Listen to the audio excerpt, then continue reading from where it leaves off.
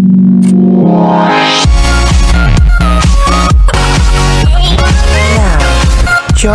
Good vibes! Hello guys, welcome back to my video. So for today's video, I'm going to have a movie review entitled Harry Potter and the Order of the Phoenix. This movie was released on December 7, 2007 in United Kingdom. I just want to give you some of the background of these films, no?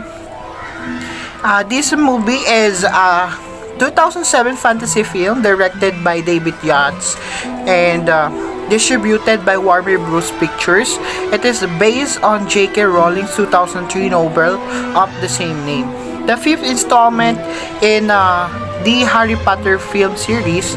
It was written by Michael Goldenberg and produced by David Heyman and David Barron. The stars or the film stars of the movies of this movie is Daniel Radcliffe as a Harry Potter, and alongside Rupert and Green and Emma Watson as Harry's best friends in this movie. Its story follows Harry's fifth year of Hogwarts School of Witchcraft and Wizardry, no? As the Ministry of Magic, it is in denial, no, of Lord Voldemort's return.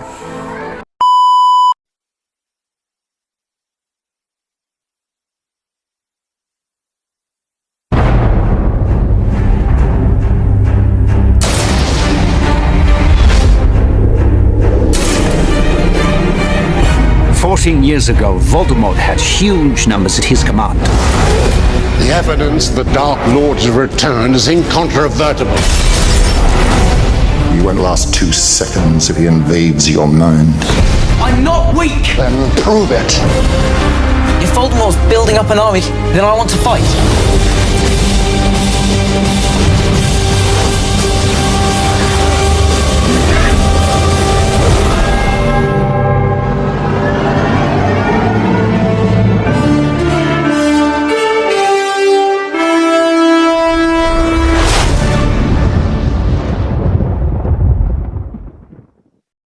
I just want to give you some of the summaries of this story, no? Just a brief summary.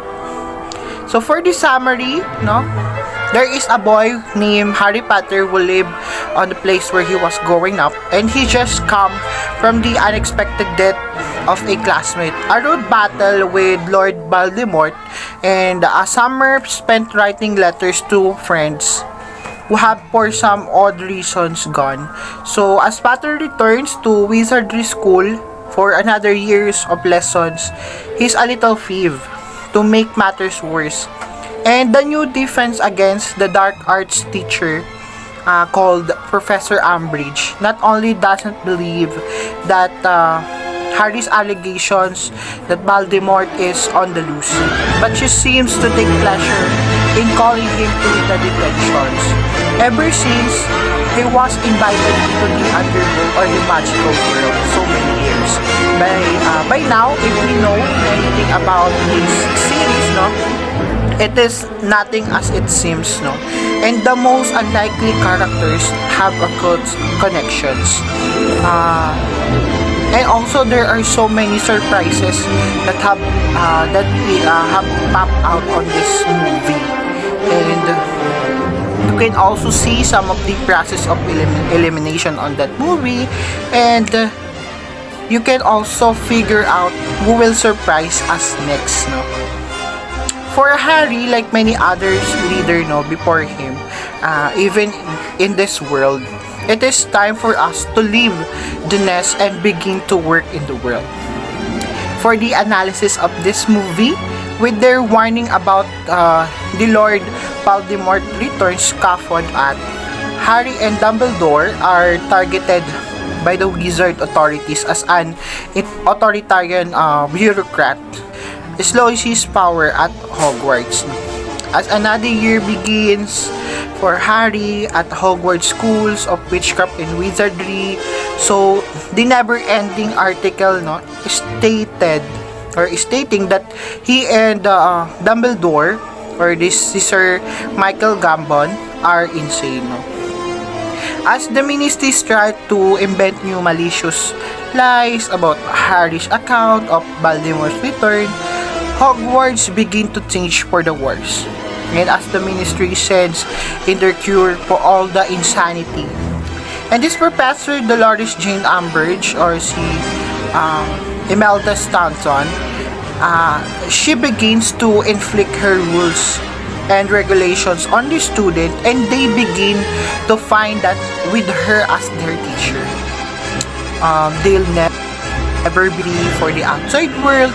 So Harry, along with his friends, decided to take things into their own hands and begin to learn magic. And that's the real way starts, no? And as Harry starts all those things, having visions of terrible events happening within the ministry's, no, very walls, he decided to take actions, no, to leading himself as his and his friends into battle, and ultimately teaching them what friendships and loyalty and sacrifices, no, means. So I just want to give you some of the advices before you suggestion before you watch this video, to all the viewers who haven't watched this movie, no. I just want you to know that although there is a high level of violence and emotional upset in this fifth novel, there is also a positive lessons, and also you as a audience, you boost your ability more than balance them out, no. And the positive themes of this movie, no, talks about friendship, equality, and loyalty, no. Harry develops a short fuse and never help from his friends to work through his anger and his frustration. And for the moral or the life lessons of this video or this movie, no, and this film, I just want to give you some of the moral lesson. First is you need to choose your friends wisely. You need to think of having a friends is not easy, because there are some friends that is not connected to us. Did you get my point? Yeah, there is some friends that is not trusted. That's why you need to think twice before choosing your friends, no, for you to be a better person. And also, a good teacher is a great thing. Teachers is everything. Teacher give us a knowledge and wisdom for us to be a better student or learner. And do not afraid to face your fears, no. And lastly, never mistake confidence for courage. Okay, so with that, thank you for watching this video. I hope you learn a lot, and I hope you have a gist on this movie, the Harry Potter and the Order of the Phoenix. So with that, thank you for watching this video. I hope you enjoy watching it. Bye!